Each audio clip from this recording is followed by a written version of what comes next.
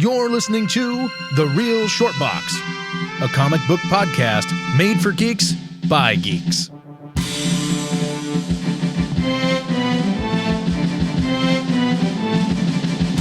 Hi, everyone, and welcome to The Real Short Box. My name is Darren. And my name is Supreme Chancellor Dr. Kevin.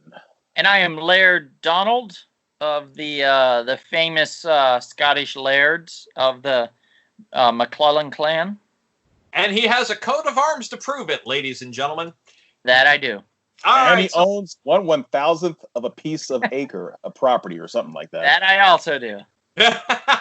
Well, usually we banter a little bit to start off the show and see how everything's doing. But considering we have quite a full half hour coming up here, we're going to just jump right to it. So we are going to start maybe doing more of these. We're going to see how this one works out, where we're going to do a spotlight of actors. So naturally, this is a comic book podcast. However, we all have a love for movies, and we wanted to do a bit of a spotlight and go over each of our choices for the best, worst, most underrated, most overrated films of Sylvester Stallone. Oh, Sylvester Stallone.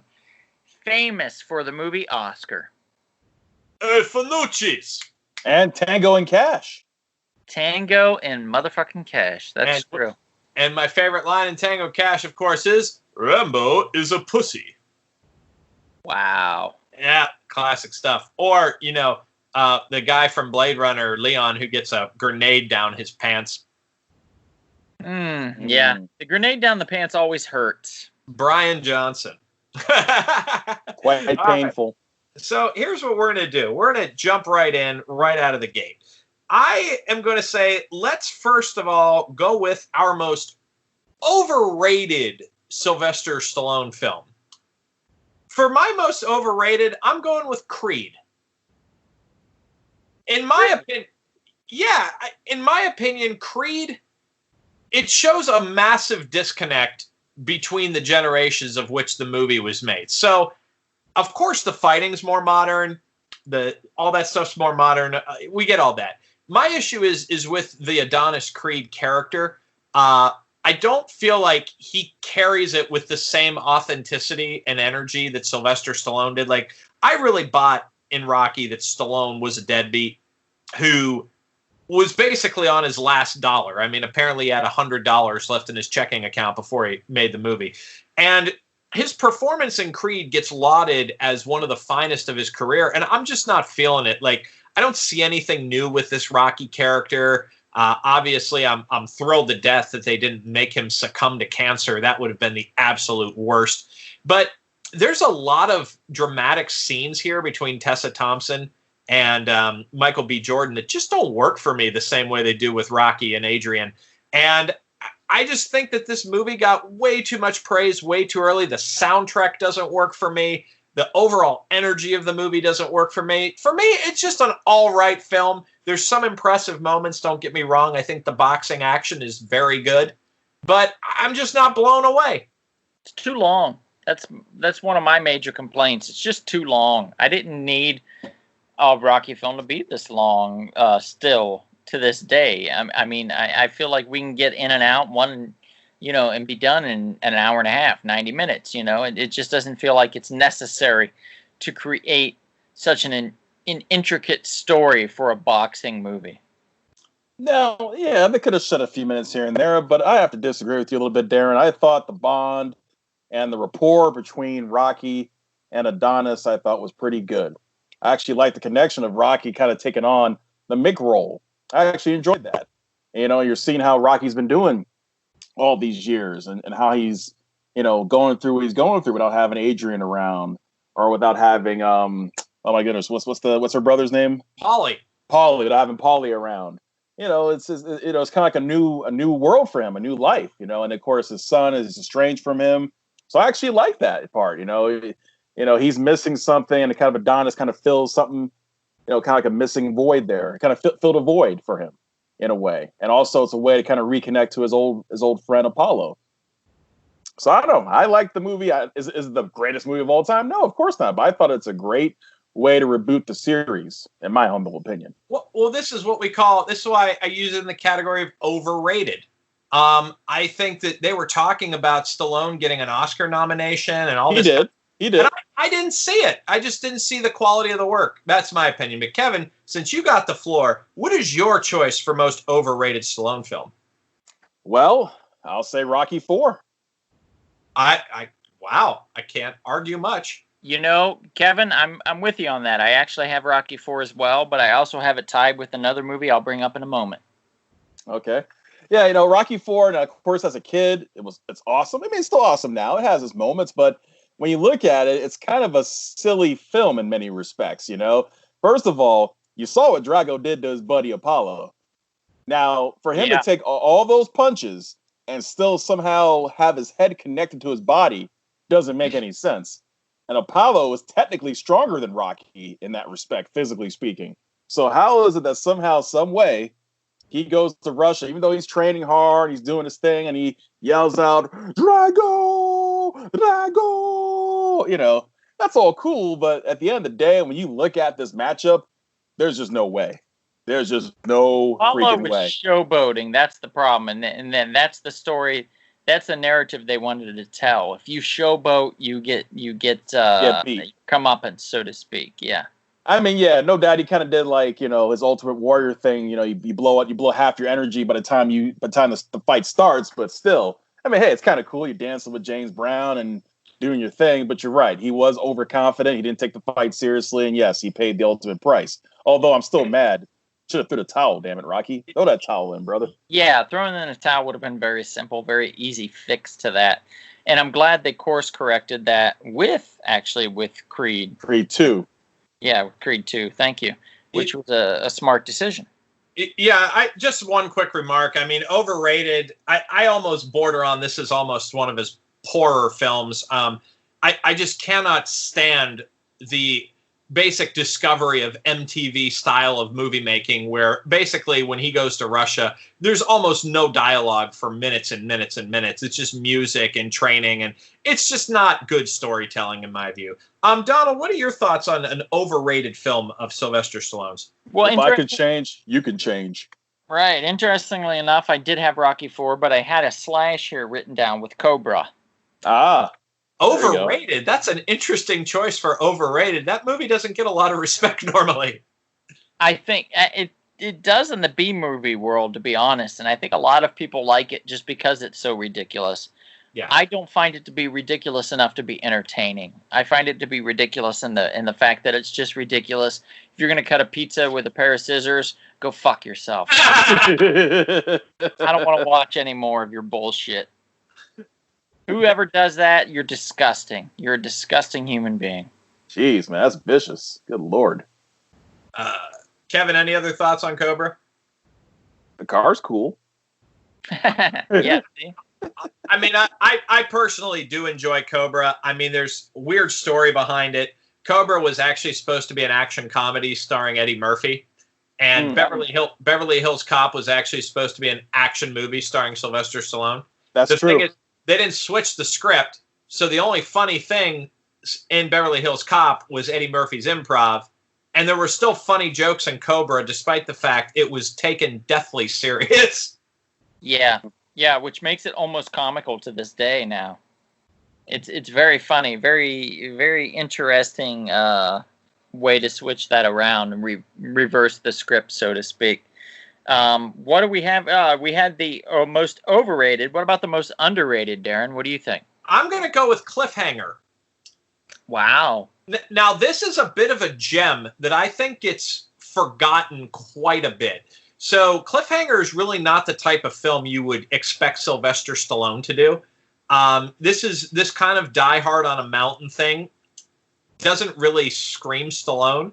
But it works really well for me because we have to think about Rennie Harlin's direction. One of his better supporting cast he's ever had in a movie, between Michael Rooker and John Lithgow. You've got a film here where the opening scene of Cliffhanger is quite iconic to most action film goers. It's so iconic that Ace Ventura 2 actually parodied it. And I remember my teacher at the time, Miss Primavera, in the 7th grade, my English teacher, she said that movie permanently scared her from mountain climbing. Wow. So, but great action here, really holds up nicely as a 90s style action film. But that's going to be my vote for underrated. What about you, Donald? My vote for underrated, silly enough, I'm going to go with Judge Dredd. Oh, I am the law.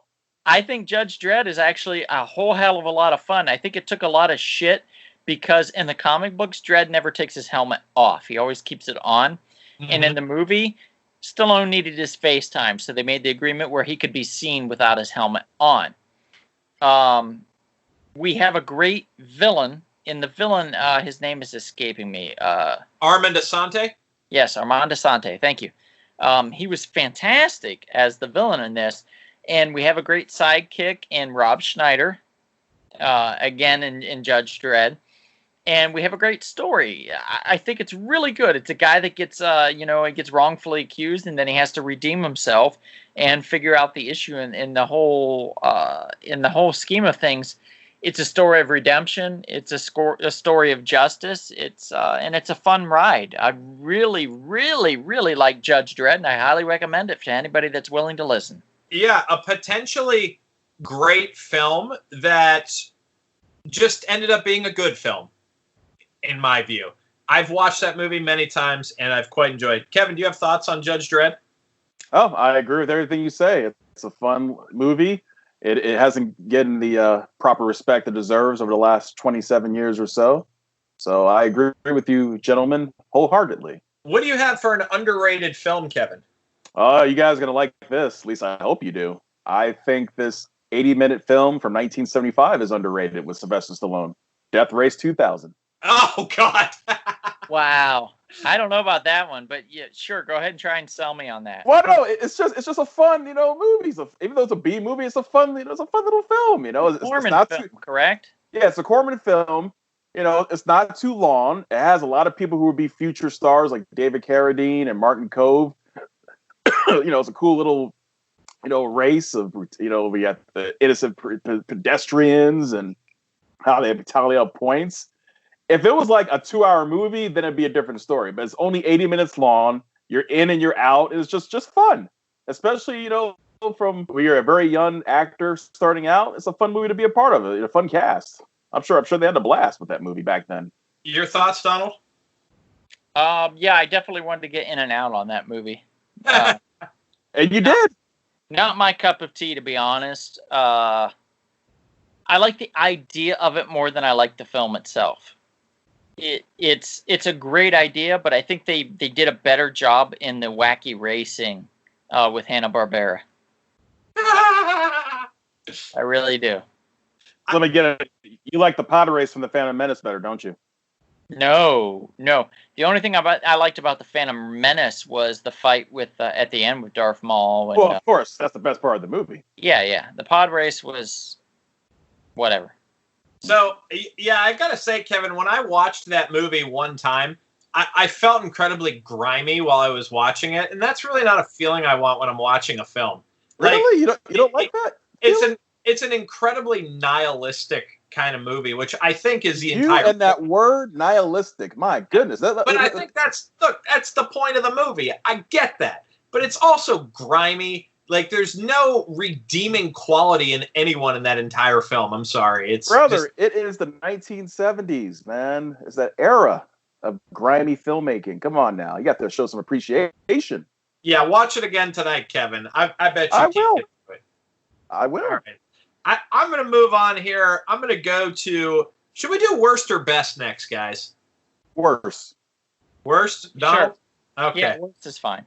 Okay. So I have a slash here myself. There's one I will elaborate on and one I will not. The one I will not elaborate on is Rhinestone with Mr. Stallone and Dolly Parton. The idea of Stallone in a film about a country star is just not going to work for anyone. I don't know how he survived that one, to be honest. But the one that's probably more familiar, and I'm going to go with his worst film, is clearly Over the Top. That's what I had for his worst. All right. Well, Wow. there we go. Over the Top, Kevin, and please feel free to chime in whenever here. Over the Top is punishment to watch. The plot's ridiculous. It's so B grade. Like Donald mentioned about Cobra, how he was bothered by Cobra's B gradedness. It didn't work for him the way he would want it to. But this was B grade on just a cheap scale. Like It was a canon film. Of course. Yeah, it was a Go-Go Boys film, and Stallone made $17 million on this movie. He got paid. Which is unheard unheard. And also, too, like, and I'll let Kevin probably get into, like, the specifics of the actual film itself, but just the overall feeling of it, I mean, it's really hard to like the characters in this movie. Obviously, arm wrestling. The kid's annoying, too. No offense to the kid. He's annoying. Ridiculous. Whiny little bitch. And let me tell you, if you have a D- film with an A+ soundtrack, you did something wrong. Kevin, what are your thoughts? Well, it was directed by Menachem Golan, one of the people who ran Canon. Yeah. Where'd you go, Kevin? And it's his name. Sounds like a video game like character, Lincoln Hawk. Lincoln Hawks have a very. And in fact, you have an arm wrestling championship in order to get his son. I mean, so there's world arm wrestling championship to get his kid back. It's just so silly. And like I said, in real life, he ain't beating that guy. I'm sorry. In real life, you're not beating that dude. Although, it does remind me of that video I sent you, Donald, with the slapping contest from Russia. Some of the funniest stuff I've ever seen in my life. Oh, it's great. It's great. I can't wait till that sport makes its way over into the U.S. Oh, I can't wait. I kid you not. Donald, I will buy tickets for it. I will buy tickets and go to it. Yeah, I will buy tickets and go to that. All three of us have made a pact now. We're going to go to the slap contest. Seriously, I will be crying and laughing at the same time. It's so ridiculous. There's a scene in Over the Top that really pushed me over the top, to be honest with you, when he's got the montage of teaching his son, like, on just some random, like, turn off on the freeway about arm wrestling, and then the music swells down and he says, "Hey, son, life ain't gonna meet you halfway." And then the music swells up and goes, "Meet me halfway." I'm like, it doesn't get any lamer than that. Donald, do you have thoughts on Over the Top?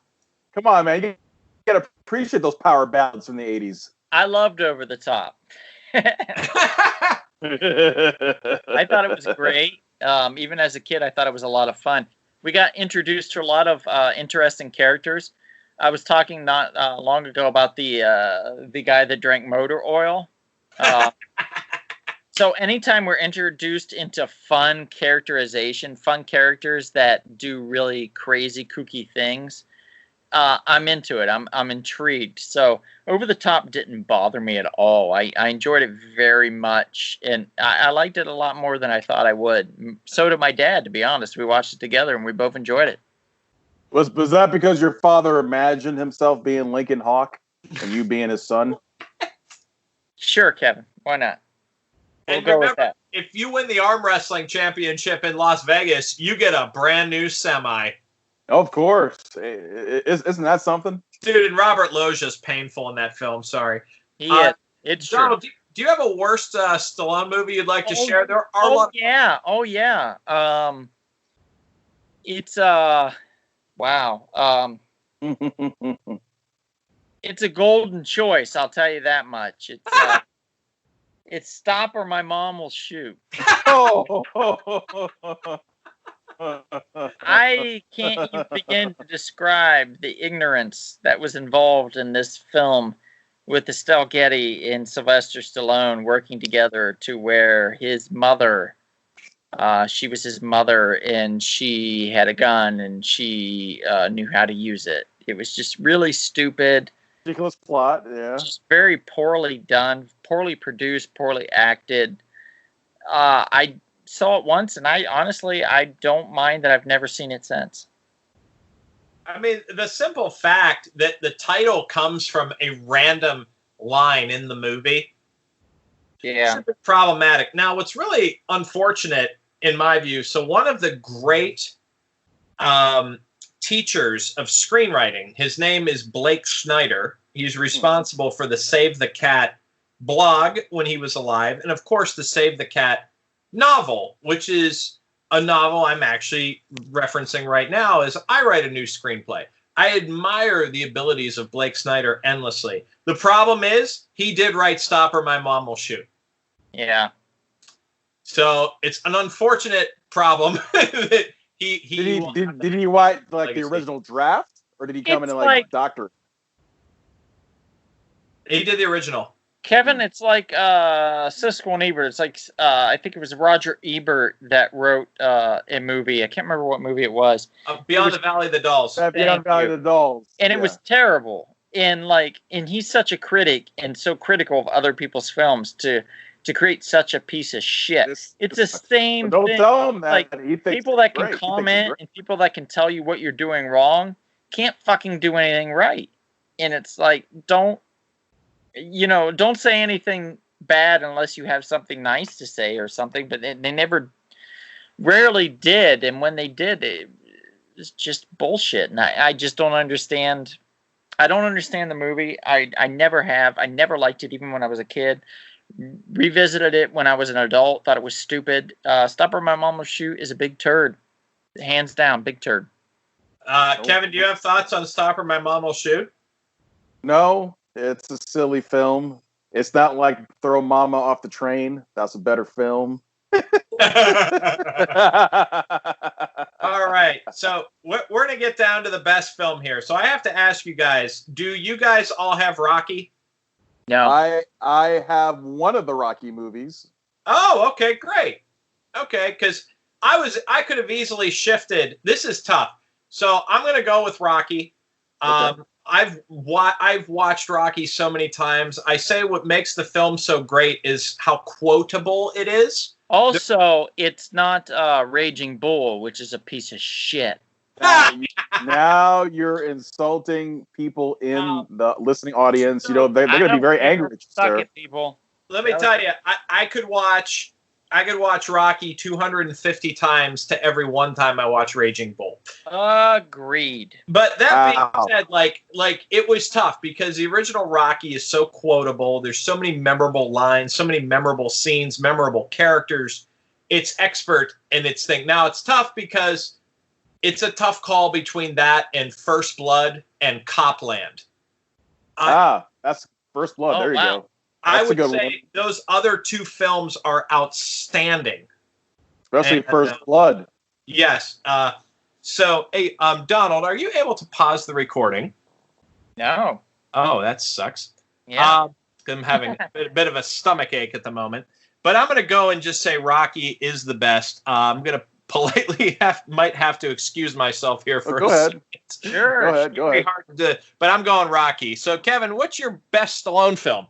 It's funny. I was going to do like a slash between First Blood, but also Rocky 3. And I think I've told you, Donald, I have a thing for Rocky 3, a special place in my heart for Rocky 3, because that's the movie that kind of kept the series going in a way. You know what I'm saying? Yeah. Rocky, you see Rocky make it to the top. And you had Mr. T in it? Yeah, it had Mr. T in it. It had Hulk Hogan in it. Yeah, that was a good one. So what's great about Rocky 3 to me is it's about humbling Rocky. He finally got to the top. Mick is kind of protecting him, but he didn't know it until the end, towards the end about how, not towards the end, but towards the end of Mick's life, about how he's been throwing like these random mediocre fighters at him to make him think he's better than he actually is. Yeah. And also protected him from Clubber Lang, who was like, look, this guy's hungry. He's going to kill you. And of course, Clubber Lang, he wants his shot. He's talking trash. He finally gets his shot. And of course, he beats the hell out of Rocky. He gets knocked down in round 2. And then what's great about it, you have a little plot twist that you have Apollo Creed, his former rival from the first 2 movies, decided to step in and say, you know what? I'm going to train you, especially after Mick died. I'm going to train you. I'm going to show you a different style on how to retool your boxing skills. And it's so awesome. You kind of had a mesh of some of the stuff that Mick taught him, but also the style that Apollo Creed taught him. And you just see this great comeback of Rocky's character. Like I said, he's down and out. And of course, you have that classic song, Eye of the Tiger. I mean, I can listen to that song anytime, and that's great workout music. I mean, obviously the original theme to Rocky is also great workout music as well. But Eye of the Tiger is just freaking awesome. You hear that, darn, darn, darn, darn. I mean, it gets you just pumped up.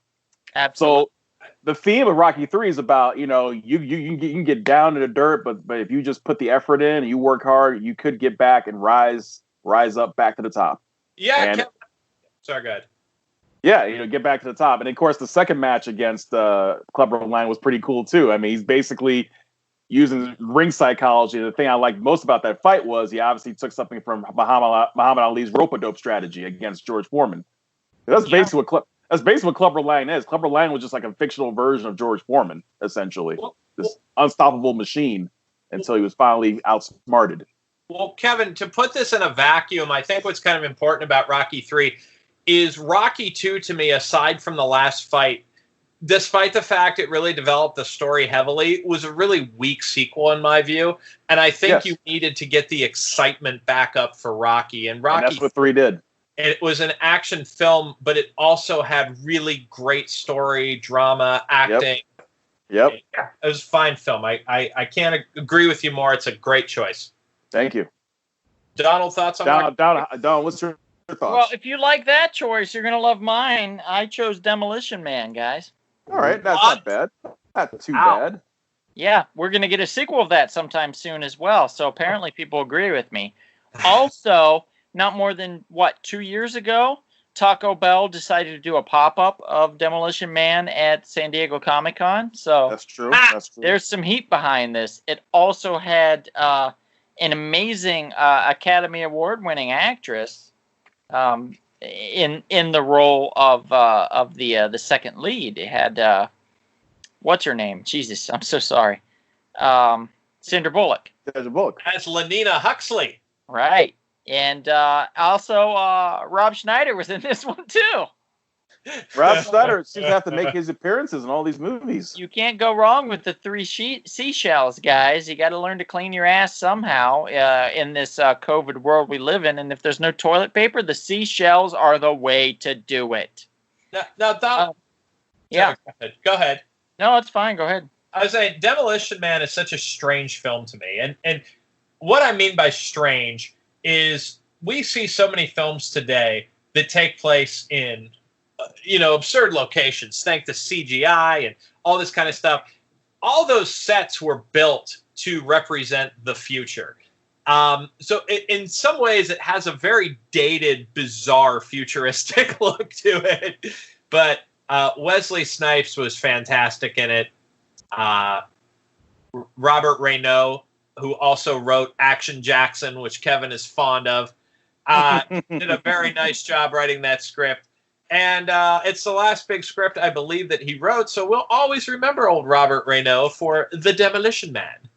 Yeah, absolutely. Demolition Man was a fun experience, a fun story. It taught us a different way to have sex, to where there's no communicated sexually transmitted diseases, so to speak. You don't get any of that.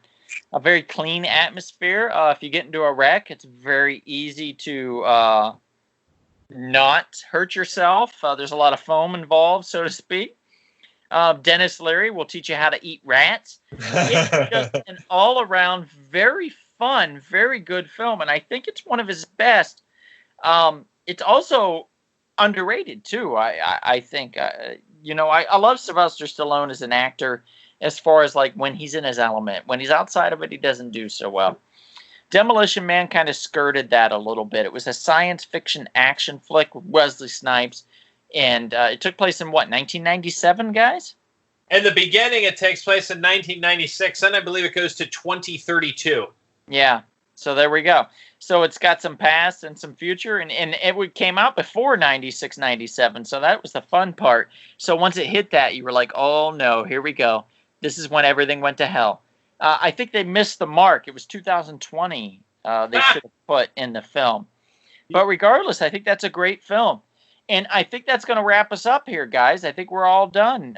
So thank everybody for listening. Thanks for reaching out. What podcast platforms can they find us on, gentlemen? SoundCloud, Blueberry, iTunes, Google Play, obviously YouTube. Sprecher. Radio. Stitcher, iHeartRadio, iRadio, yep. all iTunes, kinds. TuneIn Radio, all kinds of podcast platforms to find us on. If you can't find us, there's no excuse. We're everywhere, guys. Spotify. Yes, find us, reach out to us on Instagram, Facebook. We have pages on there. If you have questions, just shoot them out to us. YouTube, you can hit us up on there as well. So thank you for turning out. My name is Donald. My name is Supreme Chancellor Dr. Kevin. And if we see you out and about, hopefully someday we will see you at the spacious, righteous, and luscious comic book shop. Good night, everybody. This has been The Real Short Box. We'll see you at the comic shop. Thanks for listening.